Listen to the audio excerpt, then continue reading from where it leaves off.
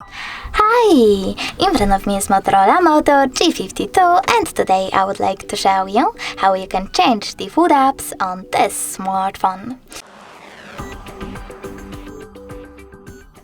You need to start by opening Play Store and installing your new default app, in my case Opera Mini Browser. You don't have to open it, just wait for it to install and choose Home button. Now click on Settings, scroll down and choose Apps section. Then select Default Apps and click on one of those options. I wish to change my browser, so I have to click on Browser app, click on Opera Mini to choose it, and simply go back. As you can see after that, my default app has changed.